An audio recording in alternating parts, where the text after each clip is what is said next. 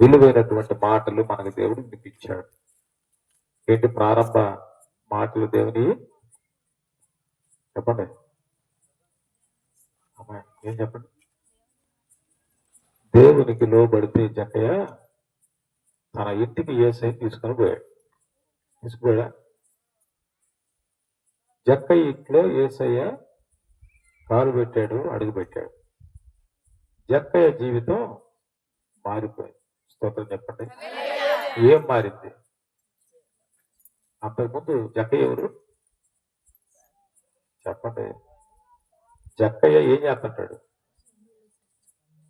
నోట్లో పెట్టుకోవాలి. పెద్దయ్య చెప్పండి.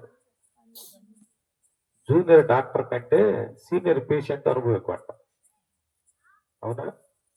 కొత్తగా డాక్టర్ వృత్తిలో వచ్చినోడు కంటే సీనియర్ పేషెంట్కి అనుభవం ఎక్కువ. ఏ ఇంజక్షన్ ఇవ్వాలో ఏం జబ్బుకో వాడికి ఎక్కువ తెలుసు కొత్తగా వచ్చిన డాక్టర్ కంటే. అవునా?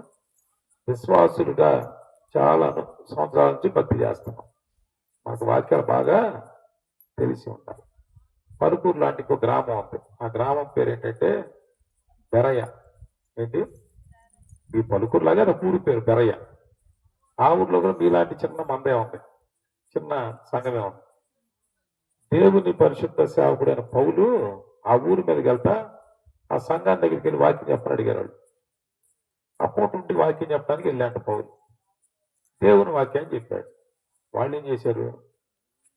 పౌలు గారు చెప్పిన ఈ వాక్యము ఈ బైబిల్ ప్రకారం ఉందా లేదా అని ఇంటికి పోయి చెప్పంటే మళ్ళీ బైబిల్ తిరిగా చూశాడు. అంటే ఏం చేశారు? దేవుని మాట చెప్పిన వ్యక్తి దేవుని మాట అనుసారంగా బైబిల్ అనుసారంగా చెప్పాడా లేదని పరిశీలించారు. అది వాళ్ళు గొప్పలే కదా, అమ్మ గొప్పలు కదా. దేవుని వాక్యాన్ని మనము పరిశీలించాలి. జక్కయ్య ట్యాక్స్ కలెక్టర్. ఎవరు? ఉద్యోగి. రోమా ప్రభుత్వంలో ఉద్యోగి, ట్యాక్స్ కలెక్టర్. అంటే మీ ఇంటికి భూమి శిస్తు వసూలు చేస్తారు కదా, ఆ వసూలు చేసేటువంటి సుంకపు గుత్తదారుడు అంటారు. సుంకం అంటారు, ఇక్కడ మన ట్యాక్స్ అనమాట. పన్ను, ఇంటి పన్ను. ఇంటి పన్ను, వీధి పన్ను కడుతున్నారా? ఇంటి పన్ను కడుతున్నారా? వీధి పన్ను కడుతున్నారా? వీధి పన్ను మాకేం తెలుసు పాస్ గారు అంటారా? మీ ఇంటి పన్నులోనే ఆ రాసి ఉంటుంది చూడండి. చెత్త పన్ను అని, గ్రంథాలయ పన్ను అని, రోడ్డు పన్ను అని. ఊరికి అందరికి ఉంటుంది సిమెంట్ రోడ్ల. మీ జాలు డబ్బులు ఖర్చుకుంటున్నారు వాళ్ళు. అర్థమైంది? కరెంటు బిల్లు కడుతున్నారా? కరెంటు బిల్లు కడుతున్నారా అమ్మాయి? చూడండి, ఈ వసూలు చేయడానికి ఇప్పుడన్నీ అన్ని మిషన్లు వచ్చినాయి. అప్పుడు ఉండేవాడు బిల్లు కలెక్టర్. అవునా? బిల్లు కలెక్టరు సైకిల్ మీద లేకపోతే ఇంకొక వాహనం వచ్చి అమ్మ పన్ను కట్టుండేవాడు. అట్లా ఉద్యోగం చేసేవాడే జక్కయ్య. ఉద్యోగస్తుడు అనమాట. నాలాగా ఉద్యోగస్తుడు. పన్ను వసూలు చేస్తాడు. ఇప్పుడైతే నీ ఇంటికి ఎంత పన్ను ఉండాలో అది ఫిక్స్డ్ అనమాట. ఏమైనా మారిద్దా? మారదు. అప్పుడు అట్లా కాదు. అప్పుడు ఏంటంటే ఈ గ్రామం మొత్తం మీద 500 రూపాయలు పన్ను వసూలు చేయాలి. ఆ 500 తీసుకొచ్చి నువ్వు ప్రభుత్వానికి కట్టాలి. ఆ 500 ప్రభుత్వానికి కట్టినాక ఎంత పన్ను వాళ్ళ మీద పడి నువ్వు దండుకోవచ్చు. అర్థమైందా? 500 ప్రభుత్వానికి కట్టే చాలు. మిగతా వాళ్ళ మీద దౌర్జన్యం చేసి ఎంతైనా దౌర్జన్యంగా ప్రజలకు ఇస్తానంటే, ఏమో నీ బిల్డింగ్ 1/2 మీటర్ ముందుకు వచ్చావు అని వాడి బిల్డింగ్ పడగొడుతున్నాడు డబ్బులు ఇలా అమ్మ ఇస్తాడు కదా. అట్లా ప్రజల మీద పడి దోసుకున్నాడు జక్కయ్య. అందుకంటే ప్రజలకి జక్కయ్య అంటే అసహ్యం. ఎందుకు? మా మీద పడి మా సొమ్మంత తిన్నాడు నాయుడు, దొంగ, పాపి అని అన్యాయపు అధికారి. ఎన్నన్నా మాట్లాడి అన్యాయపు అధికారి ఎంత తోసుకున్నాడు తెలుసా? ఆ గ్రామం డబ్బా తీరు దగ్గర ఉంది. ఇప్పుడు జక్కయ్య ఇంట్లో మూలుగుతున్న కట్టలు. అంత ధనవంతుడు జక్కయ్య. ఆ జక్కయ్య మనసులో ఏం పుట్టింది? యేసయ్య అంట ఆ ఎరుకో మార్గంలో వస్తాడని ఎవరు ఆ పక్కన పనిచేసేవాళ్ళు చెప్పాడు. జక్కయ్య మైండ్లోకి ఏమొచ్చింది? యేసయ్యని చూస్తే బాగుంటుంది ఎట్టుంటాడు. ఆమె ఏమనుకున్నాడు? యేసయ్యని చూడాలా, యేసయ్యని చూడాలని ఇక్కడ కూర్చున్న వాళ్ళు ఎంతమందికి ఉంది? 2, 3, 4 నిదానంగా వస్తున్నాయి. ఎందుకు చేయలేదు? యేసయ్యని చూడాలంగా చేయగలుగుతా. ఈ గ్రామంలో యేసయ్యని చూడాలని ఎంతమందికి ఉందో నేను చూడలేదు, కానీ మీరు చేస్తుంటారు. యేసయ్యను చూడాలి అని జక్కయ్యకి మనసు కలిగింది. చూడండి, జక్కయ్యకి హృదయంలో మనసు వచ్చింది యేసయ్యను చూడాలి. పలుకుర్లో యేసయ్య గురించి చెబుతున్నారు, వినాలి, వెళ్ళాలి అని చాలా మంది మనసుకుంది. కొన్ని అడ్డంకులు వచ్చి ఇటుదాకా రాలేకపోతున్నారు. కానీ వాళ్ళకి ఆశ ఉంది. నాకు అర్థమైంది, అందరు విన్నారు. అతను కూడా జక్కయ్యని కలుసుకోవాలి.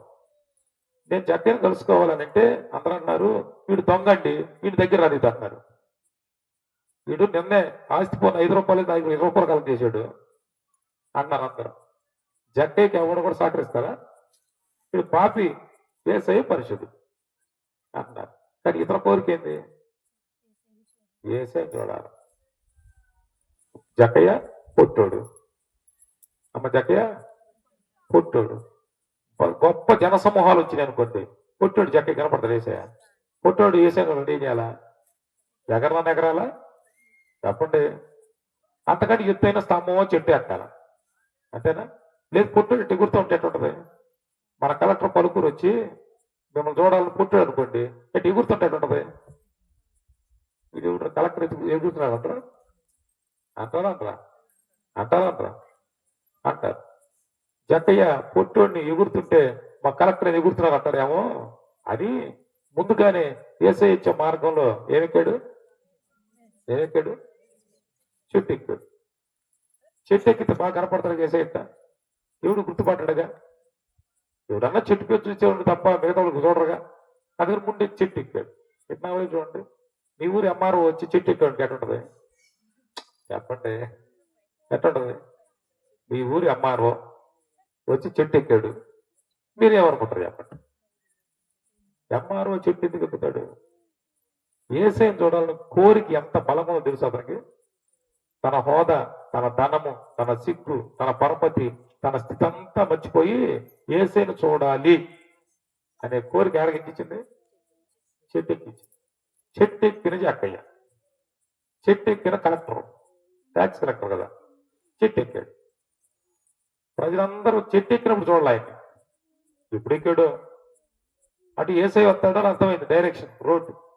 ఇటు చూడండి, మన ఊరికి ఎవరన్నా రాజకీయ నాయకుడు వస్తున్నాడు అనుకోండి, కొంతమంది కనపడదు. అప్పుడు బిల్డింగులు కొంతమంది ఎక్కుతారు, కొంతమంది చెట్లు ఎక్కుతారు కదా, చెట్లు ఎక్కుతారు. జక్కయ్య కూడా ఏం చేశాడు? యేసయ్య చెట్టు ఎక్కుచ్చాడు. యేసయ్య ఆ మార్గంలోనే వస్తున్నాడు.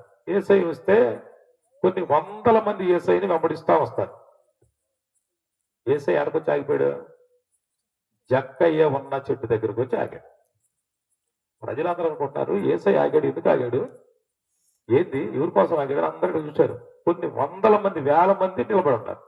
ఇప్పుడు యేసయ్య చూశాడు, చెట్టు మీద చూస్తున్నాడు. ఇప్పుడు ఈ 5,000 మంది ఇటు చూస్తున్నారు. చెప్పండి, ఎవడు కనపడకూడదని చెట్టు ఎక్కాడు. ఇప్పుడు ఇక్కడికి వచ్చి జనవాత ఇటు చూస్తున్నారు, చెట్టుకెళ్ళి చూస్తున్నారు. ఎన్ని కాళ్ళు చూసి ఉంటాయి ఇప్పుడు? జక్కయ్య అనుకుంటారు, ఇప్పుడు అందరూ చూశారు ఆయన. అమ్మ, యేసయ్య దగ్గరికి వస్తే సిగ్గు పోద్ది, భయం పోద్ది, బిడియం పోద్ది. సత్యానికి శక్తి ఎక్కువ. స్తోత్రం చెప్పండి అమ్మ. సత్యానికి శక్తి ఎక్కువ, మన దేవునికి శక్తి ఎక్కువ. స్తోత్రం చెప్పండి. మన దేవుడు ప్రేమ కలిగిన వాడు. అక్కడికి వచ్చి జక్క హృదయంలో ఏముంది? కోరిక, యేసయ్యను చూడాలి. అడాగి, జక్కయ్య ఎంత శ్రపడి నా కోసం ఎక్కేవే చెట్టు, నీ ఇంటికే వస్తాను రా అన్నాడు. స్తోత్రం చెప్పండి. ఎట్ట ఎక్కాడు మనకు తెలియదు, కానీ ఎట్ట దిగుంటాడు చెప్పండి అమ్మ. జనాలందరూ అరే యేసయ్య వాళ్ళ ఇంట్లో ఉంటారని నిచ్చిన కూడా వేసి ఉంటారు. వచ్చి కింద పడతాం మా కలెక్టర్ నిచ్చిన వేసి దించుంటారు. ఏడకి లేరు ఇప్పుడు అంతా. ఎక్కడ ఇప్పుడు దాకా యేసయ్య కలిసి ముందుకు వెళ్ళాలా? ఇప్పుడు ఏడకి వెళ్ళాలి వీళ్ళందరూ చెప్పండి. ఆ జనాల్లో ఒక వాదన మొదలైంది. ఏంటి? ఇతను డబ్బులంతా కలిపి దొంగ కదా, అవునా? అది మర్చిపోయారు మళ్ళీ. ఇది పాపి కదా, వీడు మా డబ్బు అంతా తోసుకున్నాడండి. గ్రామంలో వీడన్ని గొడవలే, ఈ గ్రామంలో వీడంతా దర్పమే, అధికారం చూపించేవాడు దోసుకుంటాడు అనేటువంటి ఆలోచన ఉందా లేదా? జక్కయ్య ఇంటిలో యేసయ్య కాలు పెట్టాడు. స్తోత్రం చెప్పండి. జక్కయ్య ఇంట్లో యేసయ్య కాలు పెట్టాడు. పెట్టొచ్చా? యేసయ్య పాపిని ప్రేమించే దేవుడు. స్తోత్రం చెప్పండి. బలహీనుని ప్రేమించే దేవుడు, పాపాన్ని ఒప్పుకోని దేవుడు. అమ్మ నేను చెప్పే మాట పాపం అంటే దేవుడు అసహించుకుంటాడు. పాపుల ప్రార్థన దేవుడు వినడు. పాపాన్ని దగ్గరికి రానివ్వడం. కానీ పాపుల్ని ప్రేమిస్తాం. నేను చెప్పిన మనం అర్థం చేసుకో. నిన్ను నన్ను దేవుడు ప్రేమిస్తాడు, కానీ మనలో ఉన్న పాప స్వభావాన్ని ప్రేమించు. పాప స్వభావాన్ని ఆయన ఒప్పుకోడు. అందుకే పాప స్వభావం ఉన్న మనుషుల ప్రార్థన దేవుడు వినడు. పాప స్వభావం ఉన్న ప్రార్థన ఎవరుంటారంటే దయ్యాలుంటాయి, శుద్రశక్తులు ఉంటాయి, అనేక ఈ లోక సంబంధమైన మానవ నిర్మితమైనటువంటి శక్తులు వింటాయి. కొన్ని దురాత్మ శక్తులు పాప స్వభావం కలిగి వారి మాట వింటాయి. వింటావంటే అయ్యా నేను పాపం నుండి వైదొలుగుతాను, పాపం నుండి బయటకు వస్తాను, నేను పాపంలో జీవించలేను, పాపం అనేది నాకు భయంకరంగా ఉంది, నరకంగా ఉంది అని నువ్వు ఈ రాత్రి ఆలోచన చేస్తే నీతో మాట్లాడతాడు. స్తోత్రం చెప్పండి. నీతో మాట్లాడతాడు. జక్కయ్య ఇంటికి వెళ్ళాడు, జక్కయ్యతో మాట్లాడాడు.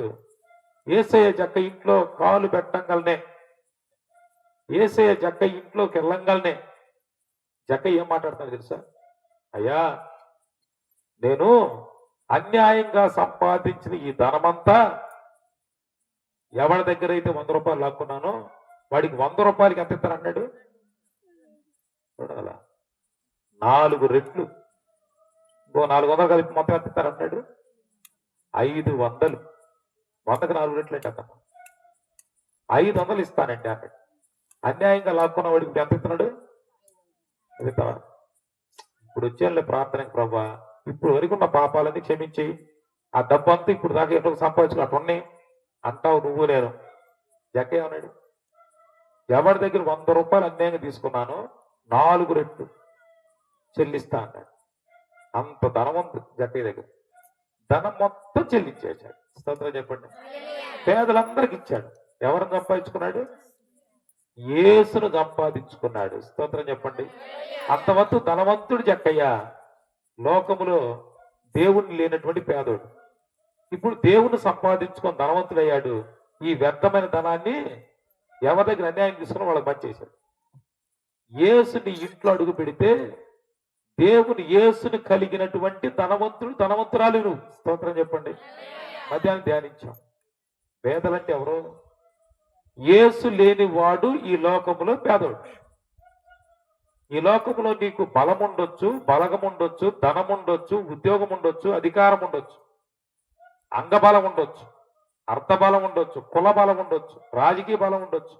ఈ లోకంలో ఏది ఉన్నా దేవుని దృష్టిలో చెప్పండి యేసు లేని వాడి నువ్వు పేదోడు. ఈ ఏమీ లేకుండా యేసును కలిగి ఉంటే నీవు నేను ధనవంతులమే. స్తోత్రం చెప్పండి. యేసునందు విశ్వాసమందు భాగ్యవంతులమే. స్తోత్రం చెప్పండి. యేసుని కలిగిన మనము చెప్పండి భాగ్యవంతులు, ధనవంతులు. జక్కయ్యకి అన్నాడు, ఇతను అబ్రాహాము కుమారుడే, ఇతనింటికి నేడేమొచ్చింది? రక్షణ వచ్చింది. స్తోత్రం చెప్పండి. రక్షణ కలిగిన వారు, పరలోక రాజ్యానికి అర్హత కలిగిన వారు, పరలోక రాజ్య పౌరసత్వం కలిగిన వారు. పౌరసత్వం అంటే ఏంటి చెప్పండి? ఓటేయడానికి ఏం కావాలా? ఓటేయడానికి ఏం కావాలా? స్లిప్ కావాలా? ఓటర్ కార్డు కావాలా? ఓటర్ కార్డు కావాలి. అమ్మా ఓటర్ కార్డు కావాలి. నువ్వు భారతదేశంలో పుట్టావు, భారతదేశంలో పౌరాలంటే ఏం కార్డు ఉండాలా చెప్పండి? ఆధార్ కార్డు ఉండాలి. ఉన్న ఆధార్ కార్డు అందరికి. ఆధార్ కార్డు లేకపోతే భారతదేశం నీకు సంబంధం లేదు. అర్థమైంది? అదే పరలోకంలోకి వెళ్ళంటే ఏం కార్డు కావాలా చెప్పండి? ఏదో కార్డు కావాలిగా పరలోకాలకు వెళ్ళాలంటే. యేసు నామం అనే కార్డు కావాలి. స్తోత్రం చెప్పండి. యేసు నామాన్ని అంగీకరించినటువంటి అర్హత కార్డు ఉండాలి. యేసు నీతో ఉండాలి. స్తోత్రం చెప్పండి. ఈరోజు ధ్యానం ఏంటంటే జక్కయ్య లోపడ్డాడు. ఆ లోపడటంలో తన ఉద్యోగము, తన అధికారము, తన బలము, తనకున్నటువంటి ఆ స్థితి అంతా వదిలిపెట్టి యేసుకు లోపడ్డాడండి. యేసుకు లోపడ్డవాడు ఈ లోకంలో ఉన్న దేన్ని విలువగా ఎంచడు. స్తోత్రం చెప్పండి. ఈ రాత్రి కొన్ని మాటలు మనం నేర్చుకోవాలి. యేసయ్య ప్రారంభం నుంచి కొన్ని మాటలు మనం ధ్యానిస్తూ ఉన్నాం. ప్రారంభ దినాన మనం ఏం నేర్చుకున్నాం? అమ్మ నేను వచ్చినప్పుడు ఫస్ట్ ఆదివారం సాయంకాలం ఏమి నేర్చుకున్నాం? గుర్తుందా అన్న? కృతజ్ఞత కలిగి ఉండాలి. సంఘం ఏం కలిగి ఉండాలా? దేవునికి కృతజ్ఞత కలిగి ఉండాలా. నీ భర్తకు నువ్వు కృతజ్ఞత కలిగి ఉండాలా. నీ భార్యకు నువ్వు కృతజ్ఞత కలిగి ఉండాలా. బిడ్డలు తల్లిదండ్రులకి కృతజ్ఞత కలిగి ఉండాలా. వారిని తల్లిదండ్రులకి జన్మించారు. చూడండి, ఎవరైనా మనకు సహాయం చేస్తే వారికి కృతజ్ఞత కలిగి ఉండాలి. అంతిమంగా దేవునికి కృతజ్ఞత కలిగి ఉండాలా. స్తోత్రం చెప్పండి. అమ్మాయి కలిగి ఉండాలా? కృతజ్ఞత కలిగి ఉండాలా దేవునికి. మరుసటి రోజు ఏం మాట్లాడుకున్నాం? ఈ దేవుడు ఎవరు? విడుదలిచ్చే దేవుడు. స్తోత్రం చెప్పండి. విడుదలిచ్చే దేవుడు. ఇది డెలివరర్. నీ కష్టం ఏదైనా, నీ కన్నీరు ఏదైనా, నీ నరక బాధ ఏదైనా, నా యాతన ఏదైనా, నీ స్థితి ఏదైనా విడిపించే దేవుడు ఈ దేవుడు. కృతజ్ఞత కలిగి ఉండాలి సంఘం. రెండోది ఏంటి? విడిపిస్తాడు. ఈ దేవుడు విడిపిస్తాడండి. నువ్వు ఏ చిక్కులో ఉన్నా, ఇబ్బందుల్లో ఉన్నా, ఇరుకులో ఉన్నా, ఈ లోక సంబంధమైన ఏ భావబాంధవ్యాలు ఇరుక్కుపోయినా, ఏ శరీర సంబంధమైన బలహీనతలో ఉన్నా ఈ దేవుడు చెప్పండి విడిపిస్తాడు. ఇది డెలివరర్. విడిపిస్తాడు. నువ్వు కృతజ్ఞత కలిగి ఉంటే, నువ్వు లోబడి ఉంటే విడిపిస్తాడు. గొప్ప కార్యం చేస్తాడు. స్తోత్రం చెప్పండి. విడిపిస్తాడు, విడుదలిస్తాడు. నీ కష్టం ఏదైనా, నీకున్నటువంటి జబ్బు ఏదైనా, చూడండి, నీకున్నటువంటి హృదయంలో ఏ భారమైనా ఈ దేవుడు ఏం చేస్తాడు? ఈ దేవుడు ఏం చేస్తాడు? ఇంకా దేవుడు నన్ను విడిపించలేదు, పంటని నా పంట పొలాన్ని విడిపించలేదు, ఇంకా నాకు పెళ్ళైంది కానీ బిడ్డలు రాలేదు, నా బాధ నుంచి విడిపించలేదు అంటే నువ్వు ఇంకా లోపట్ల యేసుని సంపూర్ణంగా అంగీకరించలా, ఆధారపడలా. అందుకని నీకు విడుదల రాలి, నీకు దీవెన రాలి. విడిపిస్తాడు. మూడో అంశం ఏం నేర్చుకున్నాం? ఆయన రక్షకుడు. స్తోత్రం చెప్పండి. మా యేసేవారు క్షమించాడు. రాత్రి ఏం నేర్చుకున్నాం? ఈ దేవుడు కనికరం గల దేవుడు. స్తోత్రం చెప్పండి. ఈ దేవుడు ఎవరండి? కనికరం చూపిస్తాడు. ఈ దేవుడు బలహీనులమైన మన మీద ఈ దేవుని కనికరం ఉందండి. పేదలమైన, దరిద్రులమైన, నిరాధారులమైన మన పట్ల ఈ దేవుడు ఏం చూపిస్తున్నాడు? కనికరమో. పొద్దున కూడా మాట చెప్పా, మనం లెగిస్తే ఎవరిని తిడుతుంటాం? చెప్పండి, ఎవరిని తిడతాం? ప్రారంభంలో మనం తిట్టేది ఎవరినే? ఏది ప్రభా, ఈ మూడు తప్ప ఇంకో మూడు ఇవ్వకూడదు, ఈ పిల్లలు తప్ప ఇంకో పిల్లలు ఇవ్వకూడదు. పిల్లలు అంటారు నువ్వుకే గుట్టి అనేది రా బాబు అంటాడు వాడు. మరి ఇంకేడకూడదు అనుకుంటాడు వాడు. నాకు అర్థం కాదు. ఎందుకు ఆ దేవుడు నీకే గుట్టించాడు అంటాడు వాడు. ఎడు తిరిగి వచ్చినా ఎవరు తిడతావు? దేవుడు తిడతాడు. అయినా ఆయన కనికరం చూపిస్తున్నాడు. అవును, కనికరం చూపిస్తున్నాడు. ఆయన కనికరం కలిగేవాడు కాబట్టే ఈ ఎండమేడు తట్టుకొని నిలబడుతున్నాం. ఆయన కనికరం కలిగేవాడు కాబట్టే ఈ స్థితిలో మనం ఉండగలిగాం. ఉదయం ఏం నేర్చుకున్నాం? ఈ దేవుడు రక్షకుడు. స్తోత్రం చెప్పండి. ఈయన మన ఆత్మ నశించిపోకుండా ఉండాలని, మనము నశించి చూడండి నిత్య నరకాగ్నికి పోకుండా, నిత్య యాతనకర స్థలంలోకి పోకుండా. ఒక మాట మీకు జ్ఞాపకం చేశా, మన ఆత్మకి చావు ఎవరేపటి చావు లేదు. లేదు ప్రభా, నరకంలో ఒకరోజు మండంగా చెప్పేయంటే కుదరదు. చూద్దా, నీ ఆత్మ నరకంలో చావదు, పరలోకంలో ఆనందంగా ఉంటావు, నరకంలో యాతన పడతా ఉంటావు. ఏది యాతన? కట్లు పెట్టి పేర్చి నేను కాల్చే యాతన కాదు. ఆడ యాతన అంతా ఏం తెలుసా? నీ తోటి పరలోకంలో ఆనందంగా ఉంటే నువ్వేమంటావు? ప్రభా, ఆ రోజు పలుకుర్లో సభలు పెట్టారు, మీ మాటలు చెప్పారు, నరకంలో పోతే ఇట్లుందని చెప్పారు, నేను వినలేదు, ఎంత దౌర్భాగ్యుడని ఏడుతా ఉంటాం. ఏసై చెప్పాడుగా, ఆడేముంటది? పళ్ళు కొరుకుట, ఏడ్పుచ్చుట. పళ్ళు కొరకడం అంటే ఏంటి? ఏడుపు అది ఒక రకం. ఎప్పుడు పళ్ళు కొరుకుతారు చెప్పండి? చెప్పండి. పలుగురు కొరుకుతావు, ఏడ్చేసి అయిపోయా అట్టన్నా నా దక్క నీకు నీ మాట దేవుడెవడు లేడు. చేసే చెప్పిన మాటలే కదా. అగ్ని ఆరదు, అగ్ని ఆరదు, నీ ఆత్మ అనేటువంటి పురుగు చావదు, నీ ఆత్మ చావదు, నరకములో యాతన అనుభవిస్తూ ఉంటాం. యేసు మాటలు వినపడ్డాయ్యా భూమి మీద శరీరం ఉన్నప్పుడు. తాగుబోతుకున్నాను, వదిలిపెడదాం అనుకున్నా, వదిలిపెట్టలా. ఎంత దౌర్భాగ్యుడో అడుగుతూ నిత్యం పెళ్ళాన్ని కొడతానయ్యా తాగి వచ్చి. అయ్యా ముగుడుకు తెలియకుండా గందరగోళం చేస్తున్నానయ్యా. అమ్మాయి చూడండి, యేసు మాటల్ని ఇంటికి కనపడుతున్నాయి. ఆ నిత్య జీవానికి తీసుకెళ్లి ఆ పరలోకములో, నిత్య రాజ్యములో, మోక్ష రాజ్యములో ఆ దేవునితో ఉండేటువంటి ఆ గొప్ప ధవళ సింహాసనం ముందు నిన్ను కూర్చోబెట్టేటువంటి మాటలు ఇక్కడ వినపడుతున్నాయి. యేసయ్యే నీ కొరకు ఈ లోకానికి వచ్చి, పరలోక రాజ్యం ఉందయ్యా, నశించిపోవద్దు, నువ్వు నీ కొరకు ప్రాణం పెడుతున్నానని, రక్తం చిందించాలని ఈ లోకానికి వచ్చాడు. మన మీద కనికరపడ్డాడు. మనకి మోక్ష రాజ్యానికి వెళ్ళే మార్గాన్ని సిద్ధపరిచాడు. అమ్మాయిచండి, ఈ రాత్రి మాటలు నీ హృదయంలో ఉన్నాయి. ఈ మాటలు నీకు వినపడుతూ ఉన్నాయి. అన్న, అక్క, తమ్ముడా, చెల్లి, ఈ రాత్రి ఒక్క నిమిషం యేసు మాట్లాడుతున్నాడు. ఆ లోకానికి నువ్వు వెళ్ళాలి. ఒకటైతే గ్యారెంటీ, ఈ లోకాన్ని వదిలిపెట్టాల్సిందే, ఈ శరీరాన్ని వదిలిపెట్టాల్సిందే. వదిలిపెట్టిన తర్వాత మన ఆత్మ నరకానికి వెళ్ళాలా, పరలోకానికి వెళ్ళాలి? నిత్య రాజ్యంలో ఉండాలా, ఆనందలోకంలో ఉండాలా, లేకపోతే నిత్య నరకాగ్నిలో ఉండాలా అని నిర్ణయించుకునే చివరి దినం ఇదే మన జీవితంలో అయితే. ఎందుకంటే ఎప్పుడు పోతాం మనకు తెలుసా? నేనున్నవాడు ఈరోజు కనపట్ల. నేను ఎందుకు వార్తలు చూస్తున్నా, మెసేజ్ చెప్పాను. తిరుపతి దగ్గర బస్సుపడి 30 మంది చచ్చిపోయారు. చచ్చిపోయారు. ఎప్పుడు చనిపోతాం మనకి తెలీదు. ఎప్పుడు ఈ శరీరాన్ని వదిలిపెట్టాలో తెలియదు.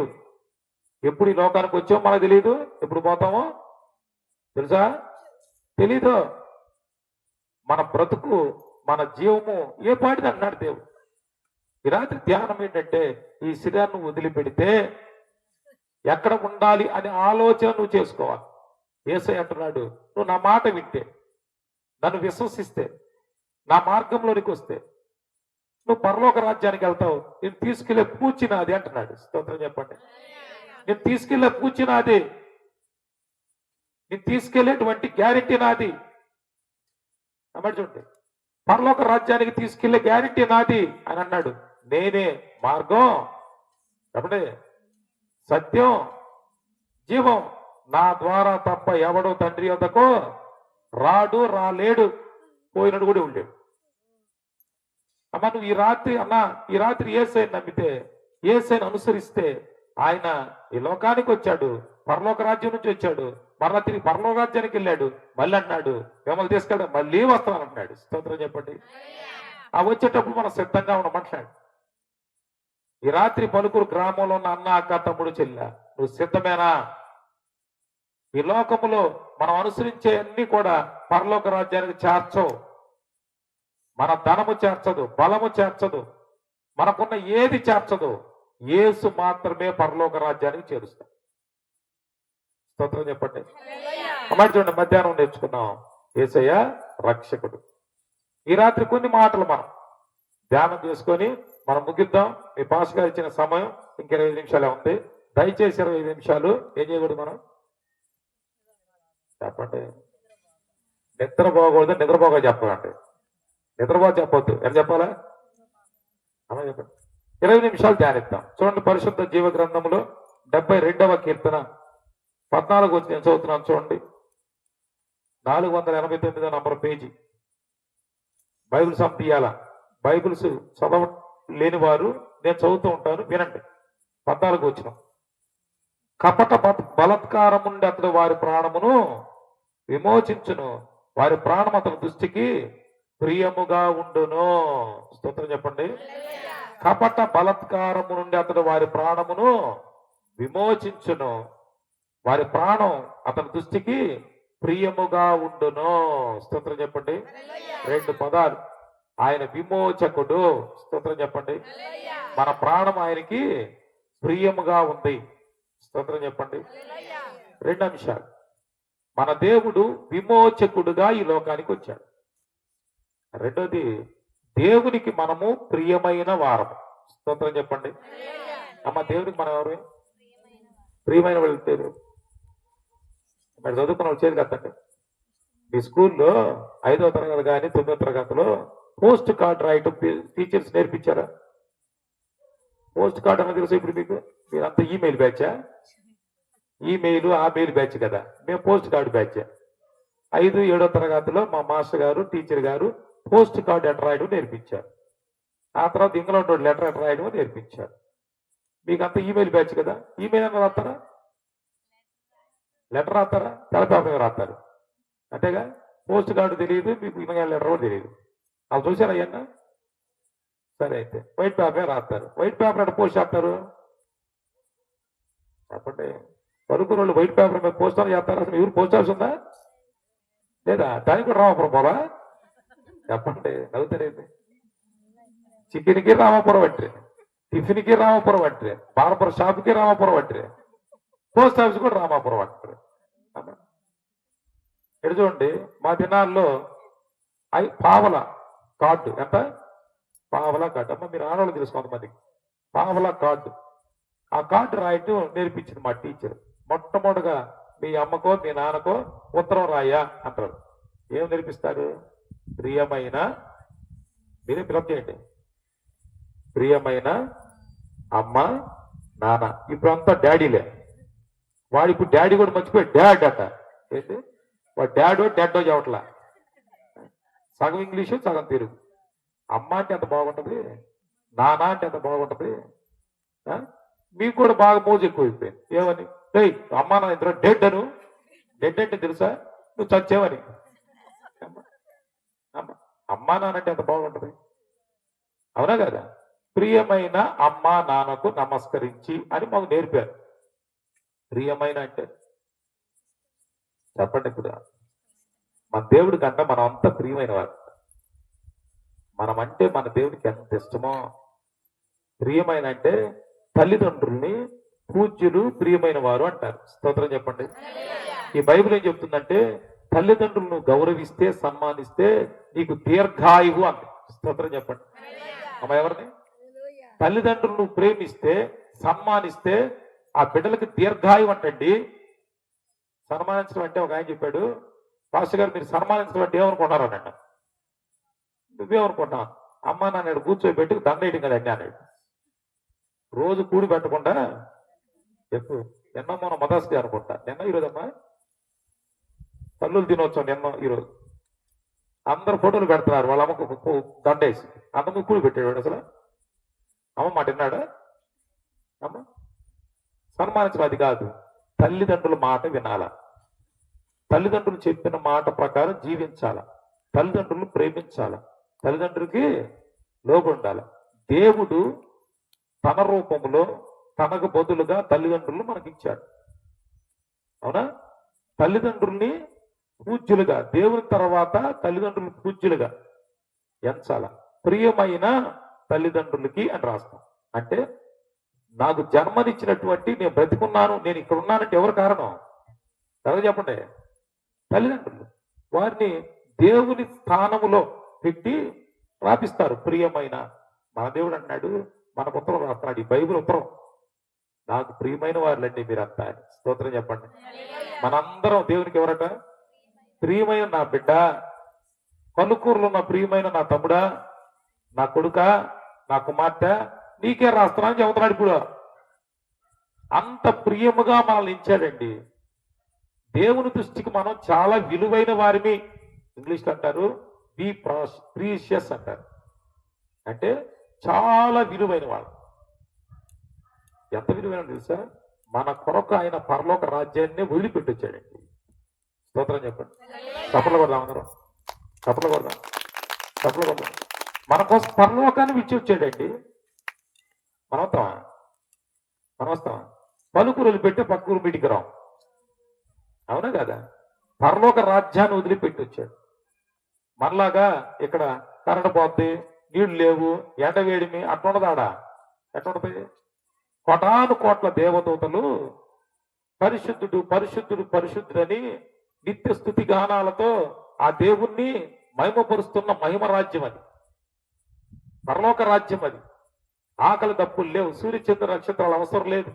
ఆ దేవుని యొక్క ప్రకాశమానమైనటువంటి మహిమాయుక్తమైన లోకం అది.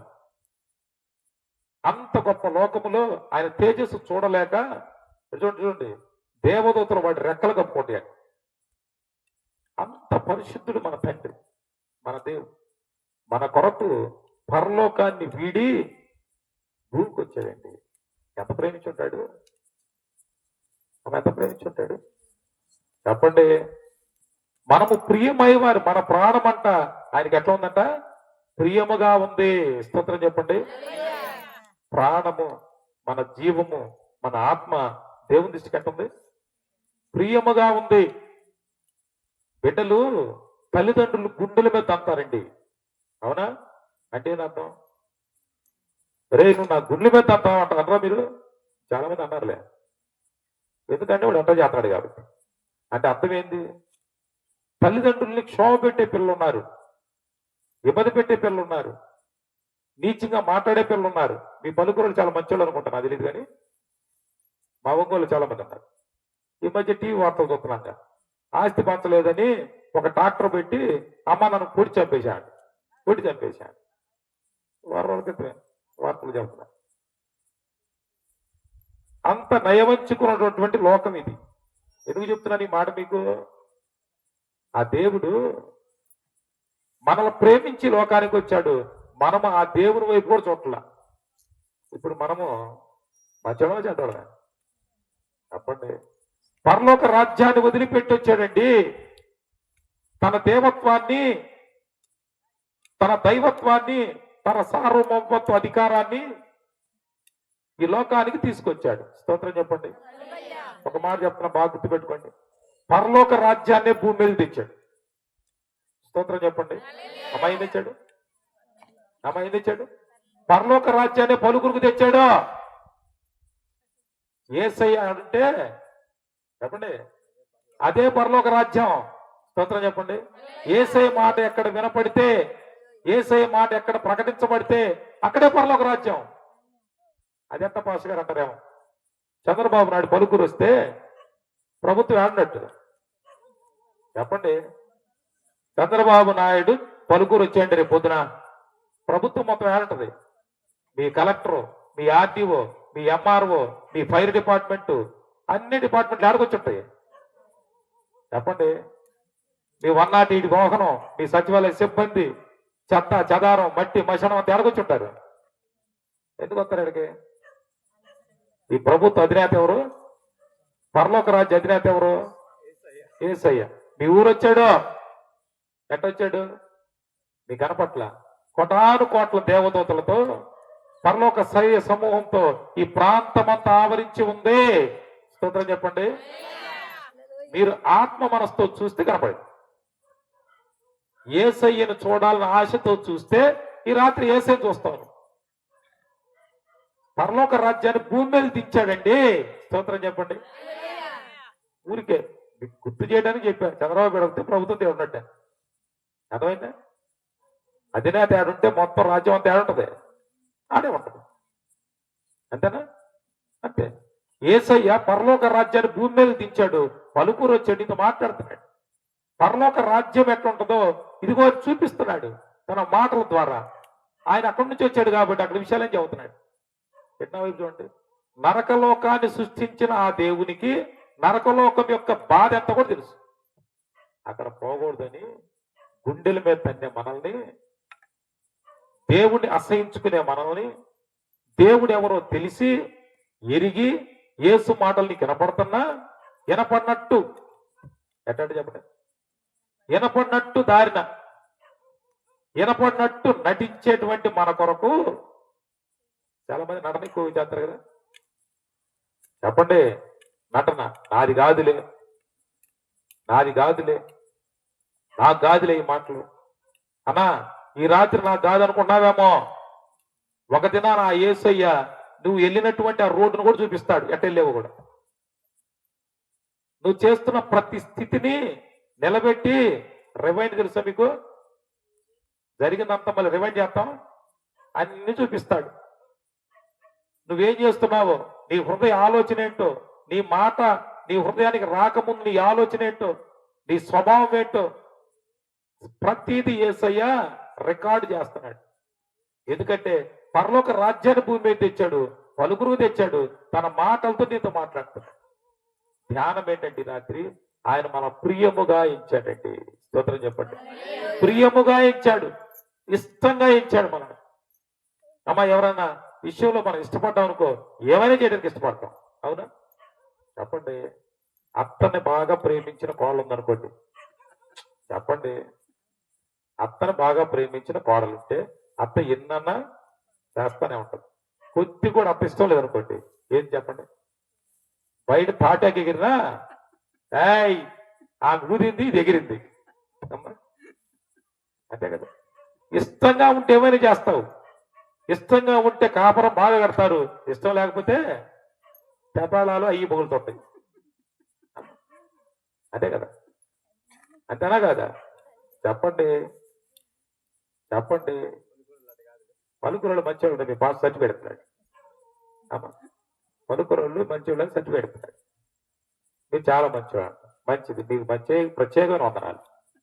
ధ్యానం ఏంటంటే యేసయ్య మనం ప్రేమించాడండి. మన స్వభావము, మన స్థితి, మన ఆలోచన, మనకున్నటువంటి ప్రతి గ్రహింపు అంధకారం, చీకటి, ఆ దేవుని ద్వేషించే స్వభావం ఉన్న ఆయన మనల్ని ప్రియముగా ఎంచాడు. స్తోత్రం చెప్పండి. పరలోక రాజ్యానికి వచ్చాడు. ఎన్నా చూడండి ఒకసారి అందరూ. ఆ పరలోకములో ఉన్నటువంటి తన గొప్ప మహిమ, ఆ సార్వభౌమత్వ అధికారం, అది ఆది సంభూతులైన తన శక్తిని మనం తట్టుకోలేమని, చూడలేమని, ఆ ప్రభావానికి కాలి చనిపోతామని ఆయన ఆ ప్రభావాన్ని మానవ అవతారంలోనికి మార్చుకొని వచ్చాడు. స్తోత్రం చెప్పండి. మానవ శరీర ఆకారంలోనికి వచ్చాడు. ఎందుకంటే నీకు నాకు కనపడాలి, మాట్లాడాలి. దైవ స్వభావాన్ని మానవ స్వభావంలోనికి మార్చాడు. స్తోత్రం చెప్పండి. అమ్మ చూడండి, ఆయన దైవ మానవుడు, ఆయన మానవ దైవము. స్తోత్రం చెప్పండి. ఆయన మానవ దైవం అండి. దైవత్వ సంపూర్ణ పరిపూర్ణత శరీరాకారంగా క్రీస్తుగా ఈ లోకానికి వచ్చింది. స్తోత్రం చెప్పండి.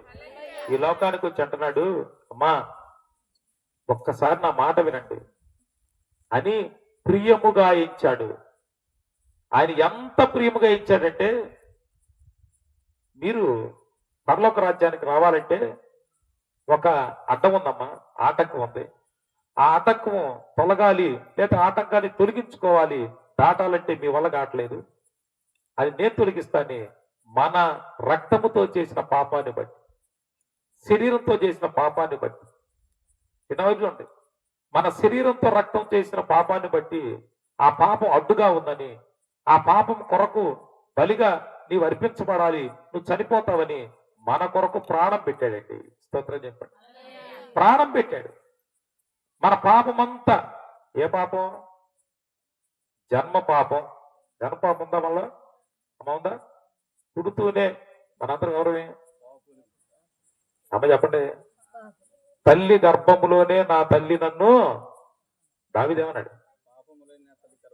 పాపములోనే నా తల్లి గర్భం ధరించిందయా అన్నాడు. చూడండి, అదేంటండి, మేమందరం పాపాత్ములకు అంటున్నామంటారేమండి తెలుగు అంతా? కాదు కాదు. దేవుని దగ్గరకు వచ్చినటువంటి ఆ జీవాత్మ పరిశుద్ధమైంది, ఆత్మ పరిశుద్ధమైంది. ఆ దేవుని అంశం. కానీ శరీరంలోనికి వచ్చిన తర్వాత దానికి ఏమంటుకుంది? ఈ దేహంలోకి ఏమంటుకుంది? పాప స్వభావం అంటుకుంది. జన్మ పాపం ఉంది. చూడండి, ఆ జన్మ పాపం మనలోకి ఎప్పుడు వచ్చిందంటే ఆ పాప స్వభావంలోని సాగుతుంటాం, పాపలోకంలో ఉన్నాం. రెండోది ఏం పాపం ఉంది? కర్మ పాపం. ఏ పాపం? ఏ పాపం అంటే? కర్మ పాపం అంటే అమ్మ నిద్రబాగా. కర్మ పాపం అంటే ఏంటి?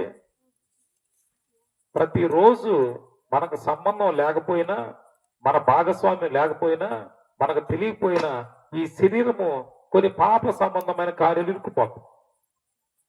మనకు తెలియదు, మనకు సంబంధం లేదు. ఎందుకు? ఈ శరీరమే పాప సంబంధమైన శరీరం. ఈ స్వభావమే అలాంటిది. చూడండి, జన్మ పాపం ఉంది, కర్మ పాపం ఉంది, క్రియా పాపం ఉంది. చూడండి, రేపేం జరిగిద్దో పాపంలో మనకు తెలియదు. భూత భవిష్యత్తు వర్తమాన కాలాల్లో ఆ పాప సంబంధమైన స్వభావములు ఇరుక్కుపోయి పరలోక రాజ్యానికి వెళ్ళలేనటువంటి దౌర్భాగ్యపు నిస్సాయ స్థితిలో ఉన్నాం మనం. ఎందుకంటే పాపం వల్ల వచ్చే జీతం ఎలా చెప్పండి? మరణం. పాపం వల్ల వచ్చేటువంటి రిజల్ట్, ఫలితం ఏంటంటే ఏ మరణం? శరీర సంబంధమైన మరణం కాదు, పరలోక రాజ్యానికి వెళ్ళకపోవడమే. చెప్పండి, పరలోక రాజ్యానికి వెళ్ళకుండా వెళ్ళిపోతాం, నరకానికి పోవడమే మరణం. నరకం అంటే మరణం. మరణం అంటే కష్టం, ఇబ్బంది, ఇరుకు, చచ్చిపోవాలంటే అందరికి ఏముంటుంది? అంత నరకం అది మరణం. ఆ మరణాన్ని తప్పించాలని యేసయ్య ఈ పాపం పరలోక రాజ్యానికి రావడానికి అడ్డుగా ఉందని, ఆ పాపం తీసివేయాలంటే పరిశుద్ధుడు మన కొరకు మరణించాలని, ఆ ఏ పాపము లేని పాపం ఆరోపించబడిన యేసయ్య మనం ప్రియముగా ఇచ్చి మన కొరకు ప్రాణం పెట్టాడండి. స్తోత్రం చెప్పండి. ఆ ప్రాణం పెట్టడంలో ప్రేమ ఉంది, ప్రియం ఉంది. విమోచకుడు మన కొరకు ఏం చేశాడు? ప్రాణం. అంత ప్రియముగా దేవుడు మనల్ని ఇచ్చాడండి. స్తోత్రం చెప్పండి. అమ్మ, నువ్వంటే ఎంత ఇష్టం, నేనంటే ఎంత ఇష్టం, అన్న, అక్క, చెల్లి, మనందరం అంటే దేవునికి ఎంత ఇష్టం అండి. ఆయన మన కొరకు ఈ లోకానికి వచ్చాడు. మానవ అవతారం రక్త మాంసం కలిగి వచ్చాడు. మన రక్త అపరాధం నుండి చేసిన పాపాన్ని విడిపించడానికి, మన ఆత్మ నశించిపోకుండా జీవంలోకి నడిపించాలని, నిత్య జీవానికి పంపించాలని ఆయన పరలోక రాజ్యాన్ని వీడి ఈ భూమి మీదకి వచ్చాడు. మన కొరకు ప్రాణం పెట్టాడు. చూడండి, మనము ప్రియముగా ఇచ్చాడు. స్తోత్రం చెప్పండి. అమ్మా, నేను ప్రియంగా ఇచ్చాడు అన్నాక నిన్ను ఎంతో విలువగా ఇచ్చాడు. ఏమాత్రం అర్హత లేదు మనకి, మట్టి పురుగులు. అబ్రాహాము ఏమన్నాడు? అయ్యా, నీ సన్నిధిలో నేను దుమ్ము ధూళినయ్యా అన్నాడు. ఏమన్నాడు? బూడిదనయ్యా అన్నాడు. దుమ్ము ధూళి బూడిద ఏంటి చెప్పండి? దుమ్ము ధూళి బూడిద. అబ్రాహాము దేంతో పోల్చుకున్నాడు దేవుని ముందు? కదా చెప్పండి. అసలు అబ్రాహాం ఎవరు? మనం చెప్పానుగా. అబ్రాహాం అంటే పనులు ఎంతమంది మీకు చెప్పానా? 318 మంది పనులు అబ్రాహాం ఇంట్లో. ఎంతమంది? కదా చెప్పాలి అందరూ. ఎంతమంది? 318 మంది. భారతదేశం అత్యంత ధనవంతుడు ఎవరు చెప్పండి? భారతదేశంలో అత్యంత ధనవంతుడు ఎవరు? జియో ఫోన్ వాడుతున్నారా? జియో సిమ్? అమ్మా, నాకు పెద్ద చెప్పండి. నాకు ఇంకా పోబెట్టలు మీరు. పెద్ద చెప్పండి. ఎవరు? అంబానీ. ఆయన ఇంట్లో పనులు ఎంతమంది? 100 మంది. ఆయన ఇంట్లో పనులు ఎంతమంది? 100 మంది. పొద్దున్నే 6ంటికి వస్తారు షిఫ్ట్ డ్యూటీలో. వాళ్ళకి 100 మంది పని చేస్తారు. అమ్మాయిని పని చేయాలంటే ఎంతమంది పని చేయాలి? మన భారతదేశం 140 కోట్ల భారతదేశంలో అత్యంత ధనవంతుడు అంబానీ. అంబానీ ధనవంతం చేసిన ఎవరు? ఎంత చెప్పండి. మీ పలుకురోళ్లే. మీ పలుకురోళ్లే కాదా? నెలకి ఎంత సిమ్ రీఛార్జ్ చేస్తారు మీరు? ఆ డబ్బులను అడిగే పోతుంది. అర్థమైందా? అర్థమవుతుంది. అందరికి 100 మంది పనోళ్ళు పనిచేస్తున్నారు షిఫ్ట్ల వారీగా. 140 కోట్లలో ధనవంతుడు అంబానీ. అబ్రాహాం ఇంట్లో పడేవాళ్ళు ఎంతమంది ఇప్పుడు చెప్పండి? చెప్పండి ఎంతమంది? ఎవరు ధనవంతుడు ఇప్పుడు చెప్పండి? ఎవరు ధనవంతుడు? 318 మంది పురుషులు. స్త్రీలు ఉంటారుగా, వాళ్ళు ఎంతమంది ఉంటారు? 318 మంది ఉంటారు. అప్పుడు ఎంతమంది? వీళ్ళందరూ అబ్రహాం ఇంటిలో పుట్టి అలవైనటువంటి పనులు. అబ్రహాం కదలాలంటే అబ్రహాం సారా ఇద్దరు భార్యాభర్త పిల్లలు లేరుగా, ఏదో ఒక తట్టేసుకుని పోతారు అనుకుంటారా? అబ్రహాం కదలాలంటే ఎంతమంది కదలాలి? ఇప్పుడు ఎంతమంది కదలాలమ్మా? 618 మంది పనులతో కలిపి వాళ్ళ పిల్లలు ఉంటారు, ఇద్దరు ఉంటారు పుడతలో. అప్పుడు ఎంతమంది? 12-13 వందల మంది కదలాలి అబ్రహాం కదలాలంటే. 1300 మంది అంటే మీ ఊరు జనాభా ఎంత? మీ ఊరు జనాభా ఎంత అండి? 500 ఉంటారా? 400 ఉంటారా? ఇప్పుడు అబ్రాం వాళ్ళ ఊరు మీరు పెద్ద, మీ ఊరు పెద్ద? అబ్రాం ఇంట్లో ఉన్న సంపద లేదా పన్నోళ్ళు అబ్రాం పెద్ద, మీ ఊరు పెద్ద? 3 ఊర్లు కలవాలి పలుకూరు లాంటి అబ్రాం లాంటి కలవాలంటే. అర్థమైందా? అంత ధనవంతుడు అబ్రాం. ఏమన్నాడు దేవుని దగ్గరికి వచ్చి? దుమ్మినయ్యా ధూళినయ్యా అంటున్నాడు. అమ్మాయిన్నారు అన్నమాట. విన్నారు? ఎందుకంటే ఆ దేవుడు నన్ను ప్రేమించాడు, దుమ్ముడులే నన్ను ప్రేమించాడు. ఆ దేవుడు ఎంత గొప్పవాడు అర్థం చేసుకున్నాడు కాబట్టి అబ్రాం అన్నాడు దుమ్మయ్యా ధూళినయ్యా. ఈ మాట అన్నారా? విభూతులయ్య అన్నాడా? చెప్పండి, అన్నాడా? ధ్యానం ఏంటండి ఈ రాత్రి? ఆ దేవుడిని అంత ప్రియముగా ఇచ్చాడండి. ఆ దేవుని ఒక్కసారి నువ్వు గుర్తుపడితే, ఆ దేవుని సన్నిధికి నువ్వు వస్తే, ఆ పరలోక రాజ్యం ఇస్తానని నీతో మాట్లాడుతున్న ఆ దేవుణ్ణి ఒక్కసారి నువ్వు విశ్వసిస్తే, నమ్మితే, చూడండి, నమ్మితే ఆ దేవుడు ఎంత గొప్పవాడో, ఆయన సార్వభౌమత్వ అధికారం ఎంత గొప్పదో నువ్వు గుర్తుపడితే నువ్వేమంటావు తెలుసా? అయ్యా అసలు నీ సన్నిధి రావడం నేను అర్హునేనా? దుమ్ము దూళ్ళయ్యా నేను అంటామండి. ఆయన అంత ప్రేమ కలిగిన దేవుడు మళ్ళీ ప్రేమించాడు. ఈ రాత్రి ఇంకొక మాట చెప్పి నేను ముగించబోతున్నా. ఆ దేవుడు మన కొరకు ప్రాణం పెట్టాడు. స్తోత్రం చెప్పండి. ప్రాణం పెట్టాడు. మన రక్తాపరాధం నుండి విడిపించడానికి ఆయన రక్తాన్ని చిందించాడు. అక్కడ కింద రాశారు కదా, మన ప్రాణం ఆయన దృష్టికి ఎంతో ప్రియము. ప్రాణం అంటే ఏంటి? ప్రాణం అంటే ఏంటంటే మన దేహంలో ఉన్న రక్తమే. ప్రాణం ఎక్కడుంటది చెప్పండి? మన ప్రాణం ఎక్కడ ఉంటుంది మన దేహంలో? నాకేం తెలుసు పాస్ గారు అంటారా? ఎక్కడుంటుంది మన ప్రాణం? మన ప్రాణము, మన ఊపిరి, మన జీవము రక్తంలో ఉంటది. స్తోత్రం చెప్పండి. ఆ రక్తము యొక్క అపరాధం, పాప రక్త అపరాధం నుండి, మన రక్త అపరాధం నుండి విడిపించాలని యేసయ్య తన రక్తాన్ని చిందించాడు. స్తోత్రం చెప్పండి. మనము శిక్ష అనుభవించవలసిన వారము, వెల చెల్లించవలసిన వారము. ఎదురున్న వైపు మన పాపముకి ఖచ్చితంగా దేవునికి లెక్క అప్పచెప్పినవలసిన వారము. అయితే మనకు బదులుగా ఆయన ఏం చేశాడు? రక్తాన్ని చిందించాడు, ప్రాణం పెట్టాడు. మనల్ని ఆయన కొన్నాడు. స్తోత్రం చెప్పండి. ఆయన మన విమోచకుడు. స్తోత్రం చెప్పండి. విమోచన అంటే ఏంటి? విమోచన అంటే ఏంటి? ఒక అతని దగ్గరికి వెళ్ళి తన అవసరాల కొరకు అప్పు చేశాడు. ఏం చేశాడు? అప్పు చేస్తుండగా మనం అప్పు చేశాడు. అప్పు వరకు ఇస్తాడు వీడ. దేనికి ఇస్తాడు చెప్పండి? వడ్డీకి ఇస్తాడు. అవునా?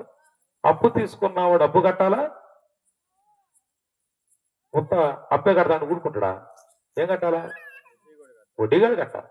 అదే అప్పు వడ్డీ కడితేనే చెప్పండి అప్పు రద్దు అయితే ఆ పత్రము చించేయచ్చు. అర్థమైంది? అప్పు ఒకటే కడతానని కుదిరిద్దా? కుదరదు కదా. బాయిగా పూర్తిగా చెల్లించాలి.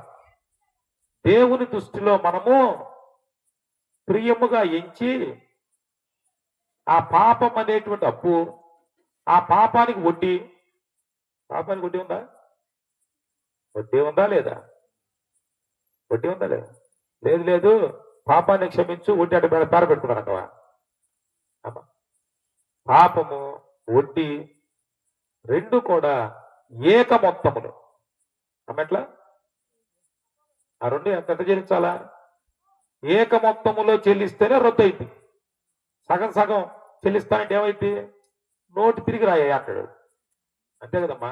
అంటే కొనసాగుతున్నది అప్పు, పాపం కూడా కొనసాగుతూనే ఉంటది. ఆ పాపం వల్ల వచ్చేటువంటి వడ్డీ మొత్తం కూడా ఒక్కసారి తన రక్తముతో తన ప్రాణ విమోచన క్రైతన చెల్లించడం వలన చెల్లించి రద్దు చేశాడు. స్తోత్రం చెప్పండి. మనమంతా ఇప్పుడు ఫ్రీ బార్డ్స్, స్వాతంత్రం కలిగిన వారి యేసులో. స్తోత్రం చెప్పండి. రద్దు చేశాడు, విడిపించాడు, విడుదల చేశాడు. పాప భారము నుండి ఈ లోక సంబంధమైనటువంటి శరీర భారం నుండి, నరకానికి వెళ్ళే భారం నుండి, దేవుని ఉగ్రత నుండి, దేవుని కోపము నుండి, చూడండి మన బలహీనతల నుండి, చూడండి ఒకసారి, మనకున్నటువంటి ప్రతి దౌర్భాగ్యము పెట్టి నుండి ఆయన ఏం చేశాడు? సంపూర్ణంగా విడిపించాడు. స్తోత్రం చెప్పండి. చూడండి, నిన్న చేసిన పాపం విడిపించాడు, ఇప్పుడు చేసిన పాపాన్ని విడిపించాడు, తర్వాత రేపు నువ్వు చేయబోయే పాపాన్ని నుంచి కూడా చెప్పండి విడిపించాడు. గతకాల పాపం, ప్రస్తుత పాపం, చెప్పండి భవిష్యత్ కాల పాపం ఒక్క షాట్తో, ఒక్క విమోచన కార్యంతో, ఒక్క రద్దు పత్రం కొట్టివేయడం వలన ఏం చేశాడు? సమస్తాన్ని విడిపించాడు. స్తోత్రం చెప్పండి. ఆయన మన విమోచకుడు. ఎంత ప్రేమించాడు మనల్ని. అమ్మా, నువ్వు ఇబ్బందుల్లో ఉంటే నీ కొరకు ఎవరు ప్రాణం పెట్టడు. నీ అన్న ప్రాణం పెట్టాడు, అక్క ప్రాణం పెట్టదు. నా బిడ్డలు ఇబ్బందుల్లో ఉన్నారని నీ తల్లిదండ్రులు కూడా ప్రాణం పెట్టడు. పెడతారా? మా నాన్న చచ్చిపోతున్నాడు, నేను ప్రాణం వేసి అడ్డు పెట్టి బతుకుతానని కొడుకు కట్టాడా? పోతే పోయాక అంటాడా? పోతే పోయాక అంటాడా లేదా? తొందరగా పోతే ఇంకా మంచిది అంటాడు. నా వైపు చూడండి, అమ్మ మన కొరకు ప్రాణం పెట్టిన ఏక దేవుడు యేసు. స్తోత్రం చెప్పండి. మనకు ఒక ప్రాణం పెట్టాడు. ఈ లోకంలో సకల మనుషుల కొరకు ప్రాణం పెట్టిన ఏకైక దేవుడు యేసు. ఆ రక్తప్రాధం నుంచి విడిపించాడు. కింద వైపు చూడండి, ఆ పాప సంబంధమైనటువంటి దౌర్భాగ్యం పెట్టి నుంచి విడిపించాడు. మన బలహీనత నుంచి విడిపించాడు. కింద వైపు చూడండి, అమ్మా అంతకుముందు నువ్వు ఘోర పాపి అయినా ఆ పాపం నుండి ఆయన విడిపించాడు. ఒక్కసారి యేసును రక్షకుడిగా నువ్వు అంగీకరించాలి, నీ పాపం అంతా తొలగిస్తా. నేను ఘోర పాపినండి, అహంకారం కలిగిన వాడిని, గర్వం కలిగిన వాడిని, వ్యభిచారిని. ఎడుచున్న వైపు ఈ లోకములో ఎవరిని లెక్క చేసేవాడిగా. ఇదిగో ఈ స్థితి అంతా, విమానాల్లో స్థితి, వాళ్ళతో మాట్లాడే స్థితి, ఎవరితో మాట్లాడగలను, నా జ్ఞానం ఉంది అని ఈ లోకములో బ్రతికిన వాడిని. చదువు చెప్పానుగా, మా వీధిలో క్రిస్టియన్స్మి, నేను ఇంకొక ఆమె, అందరూ హిందువులే ఉండేది మా వీధిలో. అందరూ నా ఇంటి ముందే ఉంటారు, ఎప్పుడు నా ఇంటికే ఉంటారు. మా ఆవిడ బాగా ప్రార్థన చేసింది, ఆమె చెట్లు బాగా పెంచడం ఇష్టం. మా ఇంటి ముందు ఎప్పుడు గోరింటాకు చెట్లు ఉండాలి, అన్ని చెట్లు ఉండాలి. మిగతా వాళ్ళందరూ ఎక్కడికొస్తారు? పొద్దున పూల దొంగలు కూడా వస్తారు మా ఇంటికి. ఏ దొంగలు చెప్పండి పెద్దగా. ఇప్పుడు మా ఇంటికి కూడా వచ్చి చెట్లని ఇరుగుతున్నారు. ఒకరోజు పొద్దున్న 5 గంటలకు ఒక అమ్మాయిని పట్టుకున్నా, మంచి చాలా బాగుంది అమ్మాయి, చదువుకుంది. ఏం చేస్తున్నామన్నా? ఇన్ని చదువుతున్నా గొల్లు అంటు. నీకు అంకులు ఏందమ్మా పెంకులు, ఏంది వచ్చి నా చెట్లని ఇరుగుతున్నావా? పొద్దున్న పూజ చేసుకోవద్దు అన్న. దేవుని పూజ చేయడానికి ఏం చేస్తున్నావు? వచ్చి పూలు దొంగతనం చేస్తుంది. దొంగతనం చేసి పూలు తొలమాడు దేవుడా అన్న. ఏ దేవుడు అన్న? ఆ అమ్మాయికి అంతకంటే మాట్లాడినాక, అందులో మీరు పాస్టర్ ఆడడం, పాస్టర్ ఇంటికే దొంగతనానికి వచ్చేవారమ్మా. సీసీ కెమెరాలు ఉన్నాయి, అది చూడన్నా. అంటే రోజు పడిపోయాక నేను సీసీ కెమెరా అమ్మ, రోజు పడ్డావు నువ్వు, తీసి మడిస్తాను ఈ సీసీ కెమెరా రికార్డ్ అంతా. అందులో నువ్వు ఎవరు చెప్పాక మా తాత కూడా వస్తున్నాడు రోజు ఆడ. అమ్మ చూడు, ఏసయ్యా ఇలాంటి పూలు దొంగతనం చేసి పూజించే దేవుడు కాదు, అబద్ధపు దేవుడు కాదు. క్రిస్టియానిటీ అంటే, యేసుని వెంబడించడం అంటే మతం కాదు, ఇది మార్గం. స్తోత్రం చెప్పండి. పరలోక రాజ్యానికి వెళ్ళే మార్గం. ఆ దేవుడు మనల్ని ప్రియముగా ఇచ్చాడు. మన పాపం అంతా ఆయన రక్తము చెల్లించి, వెలగా చెల్లించి, సంపూర్ణంగా చెల్లించి, భూత భవిష్యత్తు వర్తమాన కాల పాపాల నుండి మనల్ని విడిపించాడు. స్తోత్రం చెప్పండి. ఈ భూమి పుట్టింది మొదలుకొని ఈ భూమి తిరిగి ఆ దేవుడు లయం చేసేంత వరకు ఈ భూమి మీద ఉన్న సకల మానవుల పాపానికి పరిహారమైన ఒక్క షాట్తో చెల్లించాడు. స్తోత్రం చెప్పండి. మనం చేయాల్సిన పని ఒక్కటే, పలుకురు గ్రామ ప్రజలు చేయాల్సిన ఒకటే, యేసయ్యా నా కొరకు ప్రాణం పెట్టేవి, ఎంత గొప్ప దేవుడు అయ్యా, నిన్ను నేను రక్షకుడు అంగీకరిస్తున్నానయ్యా, నువ్వే నిజ దేవుడు అని ఈ రాత్రి నీ హృదయంలో ఒక్క మాట నువ్వు అంటే చాలు. యేసయ్యా నీ ఇంటికి వస్తాడు, నీ హృదయంలోకి వస్తాడు, నీతో మాట్లాడతాడు, నిన్ను మోక్ష రాజ్యానికి నడిపించే మార్గం చెప్తాడు. ఇడుచోండి నిన్ను అధికంగా దీవిస్తాడు. స్తోత్రం చెప్పండి. అధికంగా దీవిస్తాడు. నీ సమస్యకు పరిష్కారం ఆయనే. మన సమస్యకు పరిష్కారం ఎవరు? ఏసే మన ఇబ్బందికి పరిష్కారం ఎవరు? ఏసే. ఊరికే ఒక 5 నిమిషాలు నేను చెప్పిన సాక్ష్యం నేను ముగిస్తా. పాస్టర్ గారు మధ్యాహ్నం చెప్పారుగా, ఇప్పుడు మేమున్న చర్చి మా ఇల్లుని, గద్దలగుంట, మామిడిపాలెం, ఈ 2 పేర్లు. మీరు ఎవరైనా మీ బంధువులు ఒంగోలు పరిచయం ఉంటే గద్దలగుంట అంటే ఏందని అడగండి. ఎందుకంటే దానికి మంచి పేరు ఏంటంటే, బాగా మటర్ చేసేవాళ్ళు ఏడా ఉంటారా బాబు అంటే ఏం చెబుతారు చెప్పండి. గద్దలగుంట అని పేరు ఎందుకు వచ్చిందంటే, చంపి శవాలను ఆడ పడైతే శవాన్ని ఎవరు తింటారు? ఎవరు తింటారు శవాన్ని? ఏ పక్షి తింటుంది? గద్దలు వచ్చి శవాన్ని పీక తింటాయి కాబట్టి ఆ పాలనికి ఏం పేరు పెట్టారు? గద్దలగుంట అని పెట్టారు. అర్థమైంది ఇప్పుడు? గద్దలగుంట. నాకు పెళ్ళి అయింది, మా అత్తగారు కూడా ఆగులే ఆ పాలెం. పెళ్ళైన తర్వాత పెళ్ళి ముందు మామిడి చూడటానికి వెళ్ళానుగా, చూశానుగా, వచ్చాను. మా అమ్మను బతికాను. అమ్మాయి లాగు ఉంది, సరే ఏదో నువ్వు చూసిరాపా ఈ పోయి ఆమె నా కోడలని అక్కడే తాజితాంబరం పెట్టి అన్ని ఫిక్స్ చేసి ఇంటికి వచ్చింది. కనీసం నన్ను అడగాలిగా. ఏందమ్మా అన్న, ఆ అమ్మాయి నా కోడలో చేసుకోవాల్సింది పో అంట. సరే మేము మాట్లాడతాం తల్లిదండ్రులు కాబట్టి పెళ్లి చేసుకున్నాం. స్తోత్రం చెప్పండి. అమ్మా పెళ్లికి వచ్చిన పిల్లలు మీ తల్లిదండ్రులు మాట్లాడినారా? ఆల్రెడీ నేను అన్ని నిశ్చయం చేసుకున్న ఊరికొచ్చి అక్షంతలు ఏమన్నారా? మ్యారేజ్ చేసుకుని అక్కడికి వెళ్ళాను. అది మా అత్తగారి స్థలం. నాకు వివాహం అయితే మా పెద్ద బాబు జైల్లో ఉన్నాడు. ఎందుకున్నాడు? అప్పుడు 2 మటలు చేసాడు ఆయన. ఇద్దరు చంపి జైల్లో ఉన్నాడు. పెళ్ళైన తర్వాత పసుపు బట్టలతో అల్లుడు కూతురు ఆడకెళ్తారు జనరల్గా, వాళ్ళ ఇంటికి వెళ్ళాలి. వెళ్ళిన 3 రోజులు మా పెద్ద బాబు చూడాలి, ఆడకెళ్ళాలి నేను చెప్పండి. మీరందరూ వచ్చి ఏవయ్యా పోయి ఆ జైల్లో ఉన్నాడు చెల్లి చేసుకున్నాడు ఇది అన్నారు. ఏమన్నారు అన్నారు. నేనేమన్నానంటే, మావిడి కాదు కదా మర్డర్ చేసింది, మావిడ చేసింది కాదు కదా.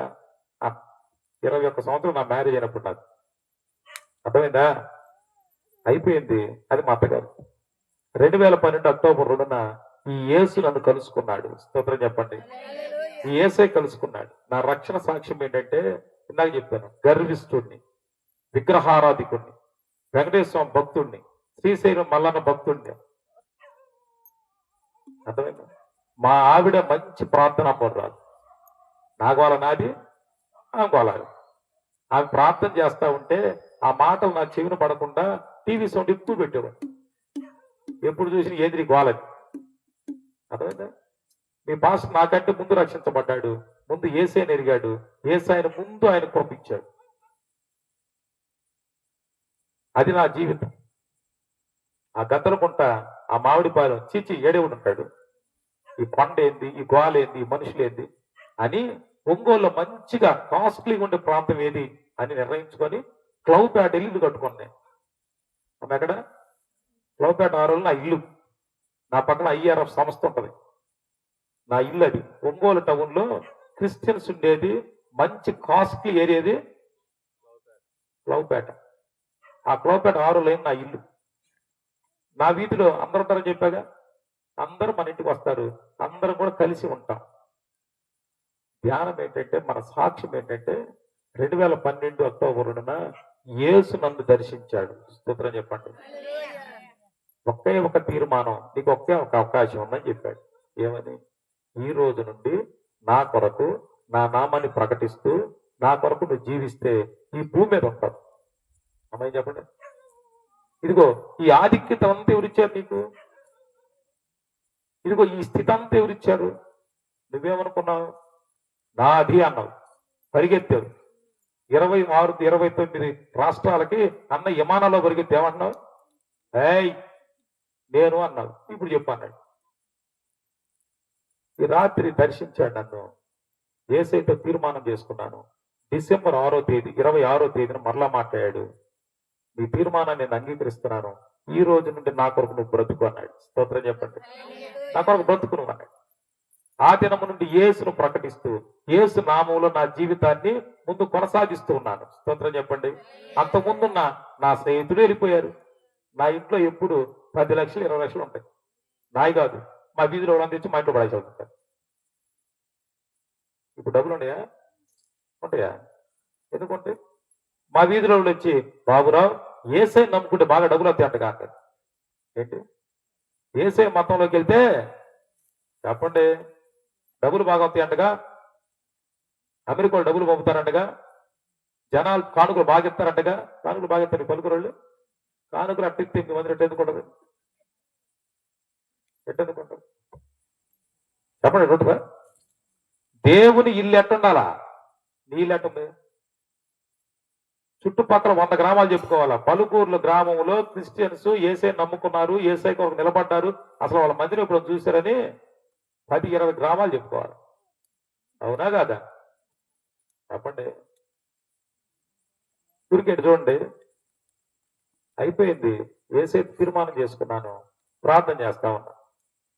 2013 మే 12వ తేదీని ఏసై మరలా మాట్లాడి నా వాక్యాన్ని ప్రకటించాలి, నా కొరకు ప్రకటించాలి, నా కొరకు నువ్వు వాక్యం సాక్ష్యం చెప్పాలి అన్నాడు. ప్రభా పలుకూరు లాంటి మారుమూల గ్రామాలకు పంపించయ్యా, ఆడ పోయి సేవ చేస్తాను అని. ఏసై ఎలా పంపించాడు చేసినాను, ఎలా పంపించాడు.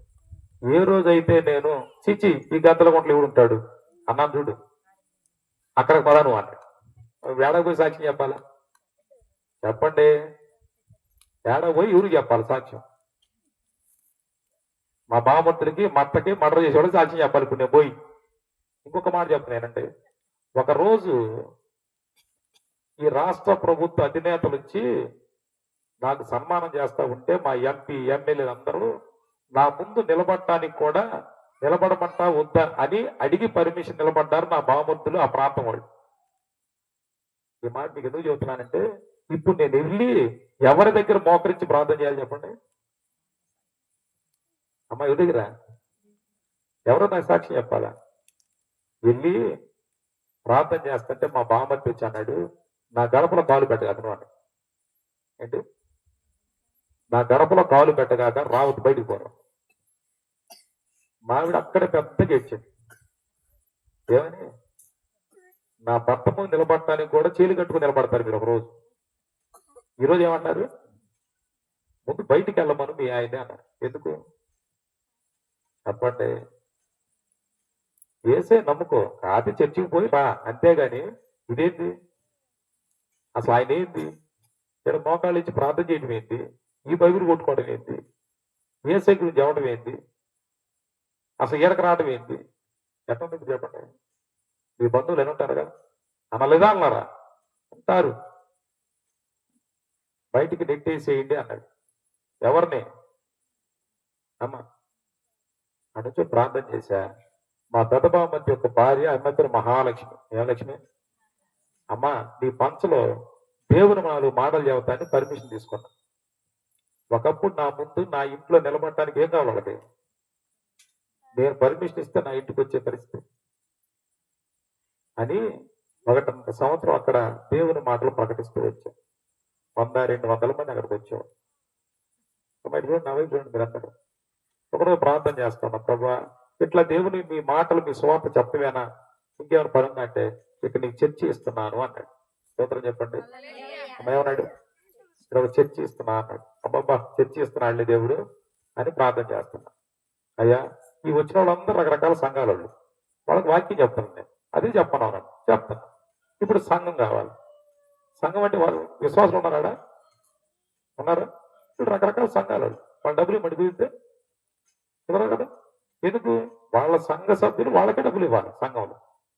నేను సువార్థికుడినే, వాక్యం చెప్పేవాడిని, నేను సంఘ కాపరిని కాదు. ఆ రోజు అందరమ్మా మీరందరూ మీ సంఘాలకు వెళ్ళిపోయినా వెళ్ళిపోయారు. కూర్చొని నేను మా భార్య ప్రార్థన చేసి, సంఘం ఎక్కడ? సంఘం అంటే కనీసం ఒంగోలు 10 గదుల స్థలం కావాలి. ఎంత కావాలా? 10 లక్షలు కావాలి. 10 లక్షలు ఆడ ఇప్పుడు మా దగ్గర. ఏసీ నమ్ముకుంటే డబ్బులు ఉండవు. ఎందుకు? అబద్ధం ఆడం, అప్పు చేయం, ఇంకో దగ్గర చేయి దాపం. అర్థమైందా? అబద్ధం అంటే డబ్బులు వస్తాయి, మోసం చేస్తే డబ్బులు వస్తాయి, కష్టం చేస్తే ఎంత డబ్బులు వస్తాయి చెప్పండి? క్రైస్తవుడు నిజాయితీగా బ్రతుకుతాడు. ఎందుకు నవ్వు చూడండి, అందరూ చూడండి. 10 లక్షలు కావాలా? ఎట్లా ప్రభు అంటే ప్రార్థన చేస్తా ఉండే ఇచ్చి, ఎక్కడ? ఈ కొండ మీద, ఎక్కడ మందిరం. వేసే అన్నాడు, మెల్లగా స్థలం కొని మందిరం కట్టున్నాడు. ఎవరాడు? ఇప్పుడు నా పరిస్థితి ఏంది? విశ్వాసులు నేను మావిడి దగ్గర ఉన్నారా? అద్భుతంగా దేవుడు ధనం ఇచ్చాడు. స్తోత్రం చెప్పండి. అద్భుతమైన మందిరం దేవుని కొరకు కట్టాం. స్తోత్రం చెప్పండి. ప్రార్థన ప్రారంభించాం. 7 సంవత్సరాలు క్లౌపేట నుండి గద్దలకొండ చర్చికి కారులో వచ్చి వెళ్ళేవాళ్ళం, నేను నా ఫ్యామిలీ. ఒకరోజు దేవుడు అన్నాడు, నీకు మందిరం ఇచ్చిన నేను యాండాలి, నువ్వు యాని చూస్తున్నావు నువ్వు అన్నాడు. ఇప్పుడు నేను యాండాలా? ఏం వదిలిపెట్టాలి? నేను ఏం వదిలిపెట్టాలా? ఎక్కడ ఇల్లు వదిలిపెట్టాలా? క్లౌపేటలో ఇష్టంగా కట్టుకున్నా ఇల్లు, 2004లో కట్టుకున్నా. ఆయనే చెక్క పని చేసిన నా ఇంటికి ఇష్టంగా కట్టుకున్నా. ఇప్పుడు ఏం వదిలిపెట్టమన్నాడు చెప్పండి. మా డిపార్ట్మెంట్ వాళ్ళు వచ్చి, స్నేహితులు వచ్చి, క్లౌపేటకి గద్దలకొండ ఎంత దూరమయ్యా, నీ కారులో ఉండేగా, ఆడ పోవచ్చుగా, మీ దేవుడు ఏడు నుంచే పోమన్నాడా? ఏందయ్యా నువ్వు మాట్లాడేది అంటారా అనరా? అబ్రాహం నల్ల వాళ్ళనా? దేవుడు ఏం చెప్పాడు? నువ్వు ఎక్కడ ఉండాలన్నాడు? ఖాళీ చేయాలి అన్నాడు. 7 సంవత్సరాలు ఇల్లు ఖాళీ చేసి అట్టుకున్నా నేను ఈ గద్దలకొండలో. స్తోత్రం చెప్పండి.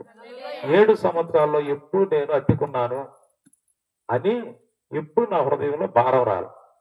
స్తోత్రం చెప్పండి. రాలి. 4 సంవత్సరాల క్రితం ఒక మాట ఉంది. మా పెద్ద అమ్మాయి సండే స్కూల్ నడపడానికి వెళ్తుంటే అమంది, అసలు మీ నాన్న మీకు పెళ్లి చేస్తారా? ఏంటి ఆటలు అంటారు, మేమే మాట్లాడాక ఆ దాన్ని వెళ్తుంటే, అమ్మ మీ డాడీ మీకు మ్యారేజ్ చేస్తారా? ఏడ చూసినా ప్రార్థనలు అంటున్నాడు, చర్చలు కడుతున్నాడు, జనాలు వాక్యాలు చదువుతున్నాడు, అసలు పెళ్లి ఇప్పుడు చేస్తాడు మీకు వచ్చి ఎవరు చెప్పింది? మావిడి చెప్పింది. మావిడి వచ్చి, అయ్యా నా తొందంటయ్యా, ఆమె లోకస్తురాలు కాబట్టి అంతే. వాస్తవం మన దగ్గర డబ్బులు లేవు. 2 మందిరాలు కట్టాం, 20 లక్షలు అయింది. మనం ఏం కట్టాం? ముందు ఏం కట్టాం? మందిరం కట్టే ఆశయం ఉందా మీకు? ఏం కట్టాలి ముందు మనం? దేవుని ఇల్లు, దేవుని పని. మందిరం కట్టాం, మన దగ్గర డబ్బులు లేవు, దేవుని కొరకు పని చేస్తున్నాం. దేవుడు పిలిచాడు మనల్ని, కానీ ఎందుకో భారం ఉందయ్యా. బిడ్డలు పెద్దోళ్ళు పెళ్లి చేయాలా, మీ అమ్మంది ఆమెకు సపరేట్ రూమ్ ఉండాలా, మాస్టర్ గారు వాళ్ళు వచ్చినప్పుడు వాళ్ళకి సపరేట్ రూమ్ ఉండాలా. ఇల్లు 8,000 గంట కడుతున్నా, దీంట్లో మనం ఇంకోళ్ళు రావడానికి ఉండదు. ఏదో నాకు కొద్ది భారం ఉందంటే, భారం ఏం చేయాలా? ప్రార్థన చేద్దాం. అప్పటి వరకు ఈ ప్రార్థన మేము చేయలేం. ప్రభా నాకు ఇల్లు కావాలి. ఏం కావాలి ఇప్పుడు? ఆనందం ఏంది? పెళ్ళిళ్ళు అయిద్దా? ఇప్పుడు 2 కూడా ఏం కావాలా చెప్పండి? ఇల్లు కావాలా, పెళ్లి కావాలి? ఇల్లు కట్టు చూడు ఏమైంది? ఇల్లు కట్టిన తర్వాత ఏమైంది? పెళ్లి చేసిన తర్వాత ఏమైంది? పెద్దోళ్ళు ఏం అవుతారు? పెళ్లి చేసిన తర్వాత 6 నెలలు కరువు. ఇల్లు కట్టిన తర్వాత ఇల్లు కడితే ఊరకైద్దా? ప్రార్థన చేస్తాం. ప్రభువా ఇల్లు కూడా ఎట్ట కావాలా? ఇప్పుడు ఎన్ని రిక్వైర్మెంట్స్ మనకి? మాస్టర్స్ 10 మంది వచ్చినా ఉండాలా? మా అమ్మకు ఒక రూము, నాకు ఒక బెడ్రూము, ఒక హాలు, పిల్లలకు ఒక హాలు, ఎదురు చూడండి. మరి నా కొడుకున్నాడు ఒకడు ఉన్నాడుగా, దేవుని సేవకుడు నేను, కానీ తండ్రి కదా. మరి వాడికి భవిష్యత్తులో ఒక పెద్ద బిల్డింగ్ కావాలి కదా. ఇవన్నీ కావాలా లేదా? ఇవన్నీ ఒక పుస్తకం మీద పెట్టి ఒక పెద్ద మ్యాప్ వేసి దేవుని దగ్గర పెట్టాను. ఇది కావాలి, నాకు ఇస్తాం లేదు అమ్మ, ఇది కావాలంటే అంతని మా ఇంజనీర్ దగ్గర ఎస్టిమేట్ వేసాం. వాడు 2 కోట్లు అన్నాడు అంత. ఇప్పుడు నా దగ్గర రూపాయి లేదు. ప్రార్థన చేస్తా స్టార్ట్ చేసి, ప్రభువా నాకు ఇల్లు కావాలి. ఏంటి? నా బిడ్డకు వివాహం కావాలి. ఆ వివాహం కూడా ఏం కావాలా? ఆ అమ్మాయికి ఒక 100 మంది అనాథ పిల్లలకు అన్నం పెట్టేటువంటి దర్శనం. ఇప్పుడు ఎంతమంది పిల్లలకు అన్నం పెట్టాలా? 100 మంది పిల్లలు అన్నం పెట్టాలా? దేవుని సేవ చేయాలి. 10-20 చర్చిలు ఉన్నటువంటి పెద్ద సంఘంలో సేవ చేయాలా? పాస్టరే అర్థం కావాలి. ఈ ఆమె రిక్వైర్మెంట్స్. ఇప్పుడు ఏం చేస్తున్నాం మేము? ప్రార్థన మొదలు పెట్టాం. స్తోత్రం చెప్పండి. 8 సంవత్సరాల దాకా ప్రార్థన. అయ్యా ఇల్లు కావాలి, ఇప్పుడు అవసరమైంది. ఎందుకు? ఇక్కడ రమ్మన్నా వచ్చాను, 7 సంవత్సరాలు అయింది, అడ్డుకున్నాను, వెనకెళ్ళలేను, వెనక నువ్వు ఒప్పుకోవు. నాకు ఇప్పుడు ఏం కావాలేడా? ఇల్లు కావాలి. ఆ ఇల్లు కూడా ఎట్లుండాలా చెప్పండి? 40 గదుల్లో ఇల్లు ఉండాలా? అంటే ఎంత? 40 గదులు అంటే 2 లక్షలు గది ఇచ్చాడు. ఇదంతా 80 లక్షలు స్థలం కావాలి నాకు. నా ఇల్లు ఇట్టు ఉండాలి, నువ్వు కట్టాలి. అమ్మా ఈ దేవుడు మన ప్రార్థన పెట్టాడు, గుర్తుపెట్టుకోండి. స్తోత్రం చెప్పండి. అద్భుతంగా 2022 మార్చిలో నా ఇల్లు మొదలు పెట్టించాడు దేవుడు. 23 మేలో ఇంట్లో జాయిన్ అయ్యా. స్తోత్రం చెప్పండి. నేను ఏ ప్రార్థన చేశానో ఆ ఇల్లు అక్కడ ఉంది. స్తోత్రం చెప్పండి. అమ్మాయి చూడండి, 2.5 కోట్లు లేదు నా ఇల్లు. అంటే డబ్బు మీకు ఎందుకు చెబుతున్నానంటే, ఈ డబ్బు ఎవరు ఇచ్చారు? డబ్బు ఉన్నా కొంతమంది ఇల్లు కట్టలేదు. అవునా కదా? నా పక్కింటి ఆయన ఒక ఆయన వచ్చే వెటర్నరీ డాక్టర్, సార్ నాకు డబ్బు ఉంది, ఇల్లు కట్టలేదు, ఆగిపోయాయి సార్ అన్నాడు. ఎందుకంటే ఆ మేస్త్రి వాడికి దండం పెడుతున్నాను సార్. మేస్త్రులు మామూలు కడతారు వచ్చా, వాడు మళ్ళీ పీక్కు తినదాకా వాడి బాగుపడ్డు. 12 మాసాల్లో నా దేవుడు అందరిని సమకూర్చి నా ఇంటిని కట్టాడు. స్తోత్రం చెప్పండి. కొందరు 4 అంతస్తు నేను కడతానా వద్దన ప్రభు అంటే కట్టు అన్నాడు. డబ్బులే అంటున్నా, ఇస్తారు కానీ నువ్వు అన్నాడు. అమ్మన్నారు అన్నమాట. ఈ దేవుడు నువ్వు అడిగింది ఖచ్చితంగా చేస్తాడు. నీకు ఏది అవసరమో అని తెలుసు. ఫస్ట్ ఫ్లోర్ దాటింది, మా అమ్మాయికి సంబంధం వచ్చింది. పాస్టర్ గారు వచ్చారు, ఇంట్లో కూర్చున్నారు, చర్చిలో కూర్చున్నారు. అయ్యా ప్రార్థన చేస్తున్నాం, మీ పాపం చూపించారు, ఆ అమ్మాయి మా గావలో కూర్చున్నారు. అరే బాబు ఇల్లు కడుతున్నాను, పెళ్లి ఆడు చేస్తారు. ఇప్పుడు పెళ్లి చేయాలంటే 15 లక్షలు కట్టం లేకపోతే 15 లక్షలు ఖర్చు అయింది నాకు. సార్ కట్టం ఇవ్వద్దు, పెళ్లికి వచ్చే మాది లేదు, ఆ అమ్మాయి మాకు కావాలి, ఇప్పుడు పెళ్లి చేయాలి అన్నాడు. ఏమన్నాడు? పెళ్లి చేయాలి. ఏంటయ్యా మీ సంగతి? అయ్యా నాకు 20 చర్చిలు ఉన్నాయి, 20 మంది సేవలకు ఇచ్చాను. ఇప్పుడు మెయిన్ చర్చిలు 2 ఉన్నాయి, ఒక 100 మంది పిల్లలకి భోజనం పెట్టే హాస్టల్ ఉంది 5 ఎకరాల్లో, ఈ 40 మంది వృద్ధులకి ముసలికి భోజనం పెడతాము. ఇవన్నీ మెయింటైన్ చేయాలా? చేసేటువంటి అమ్మాయి కావాలి, ప్రార్థన చేస్తాను, మీ పాపం చూపించారండి అని అన్నమాట. ఆ అమ్మాయి ప్రార్థన ఏంది? అద్భుతంగా మా పాపకి చెప్పండి మ్యారేజ్ అయింది. ఆమెకు ఒక పాప రోజు 100 మంది పిల్లలు వాళ్ళ హాస్టల్లో ఉండి చదువుకుంటారు. 5 ఎకరాల్లో వాళ్ళ సంస్థ. ఆ 5 ఎకరాల్లో ఉన్న ఆ 100 మంది పిల్లలు వాళ్లే పెంచుతారు, తల్లిదండ్రులు వదిలిపెట్టి వెళ్తారు. దేవుడు ఏం చేస్తాడు? నువ్వు ఏది ప్రార్థన చేస్తున్నావో నీ అక్కర ఏంటో ఎరిగిన వాడి దేవుడు. స్తోత్రం చెప్పండి. ఎరిగిన వాడు దేవుడు అద్భుతంగా కార్యం చేస్తాడు. చూడండి, అమ్మ మీ డాడీ పెళ్లిళ్ళు చేస్తారు అన్నావి, మా ఇంటికి వచ్చి కూర్చొని అయ్యా దేవుడు ఇట కూడా చేస్తాడా? ఇట కూడా చేస్తాడా? పెద్దలకుంట మామిడి పాలెంలో అద్భుతం అది. స్తోత్రం చెప్పండి. ఇవన్నీ చేసినవురు ఒకనొక సందర్భంలో డబ్బులు లేవు, బ్యాంకు మేనేజర్ ఫోన్ చేస్తే డబ్బులు లేకపోవడం సార్ నేనులా ఏం చేస్తాను, నువ్వు డబ్బు నాకు వచ్చి లోన్ ఇప్పే కదా అంటే, ఎవరు చెప్పారు సార్ నేనులా అప్పుడు ఎట్లా మాట చూడండి. నేను ఏమి కావాలని ప్రార్థించాను, 39,000 నాకు అద్దె వచ్చింది. నెల ఎంత వచ్చింది? నాకు అద్దె వచ్చింది. అదెందుకు? నా కొడుకు భవిష్యత్తు కూడా చూపించాలి కదా. విన్నారా? వాడు బయటికి వెళ్ళకూడదు, వాడికి 1,00,000 రూపాయలు సమకూర్చిన పెట్టాలని ప్రార్థన చేశాను. ప్రభా నేను ఈ సేవకు వచ్చేసి తండ్రిగా నా బాధ్యత కూడా ఉంది కదా. రెండో అంశం ఏంటంటే, వివాహం అయిపోయింది, డిగ్రీ అయిపోయింది, నా కొడుకు Ongole municipal corporation work inspector ఉద్యోగం ఇచ్చాడు దేవుడు. స్తోత్రం చెప్పండి. ఏంటి నా ప్రార్థన? ఇక్కడ ఉద్యోగం చేయాలా, ఇక్కడ సేవ చేయాలి వాడు. అమ్మా ఇవన్నీ మీకు ఎందుకు చెప్పారంటే, దేవుడు ఏం చేస్తాడు? మన వైపు చూస్తాడు, మన నమ్మకత్వాన్ని చూస్తాడు, మన అవసరత చూస్తాడు. మనము ఎక్కడైతే తల దించామో అక్కడ తల పైకెత్తుతాడు. స్తోత్రం చెప్పండి. తల పైకెత్తుతాడు, అద్భుతాలు చేస్తాడు, ఆశ్చర్య కార్యాలు చేస్తాడు. మా రెండో అమ్మాయింది ఎంఏ అయిపోయింది, ఇప్పుడు జాబ్ చర్చింగ్లో ఉంది. సండే స్కూల్ మొత్తం ఆమె నడిపింది. స్తోత్రం చెప్పండి. సండే స్కూల్ మొత్తం ఆమె నడిపింది. దేవుని పరిచయకు వచ్చాను, సంపూర్ణంగా దేవుని పనిలో ఉన్నాం. ఆ గతలో కొంత ఇప్పుడు దేవుని కొరకు గొప్ప కేంద్రంగా మారింది. స్తోత్రం చెప్పండి. అమ్మ మీరు కూడా దేవుని కొరకు దేవుని స్పష్టంగా అడగండి. అయ్యా నా ఇంట్లో ఇది సమస్య ఉంది, నాకు సహాయం. ఈ దేవుడు కార్యం చేస్తాడంటే మనల్ని ప్రియముగా ఎంచుతాడు. మనమంటే ఈ దేవునికి ఎంత ఇష్టమో తెలుసా? అయితే ఆయన ఇష్టం ప్రకారం ఆయనకి ఇష్టంగా మనం జీవిస్తే అద్భుతాలు చేస్తాడు. స్తోత్రం చెప్పండి. అద్భుతాలు చేస్తాడు, ఆశ్చర్యకార్యాలు చేస్తాడు. అయితే ఆయనకి ఇష్టంగా ఉండాలి. కళ్ళు తెచ్చిన ప్రార్థన చేద్దాం.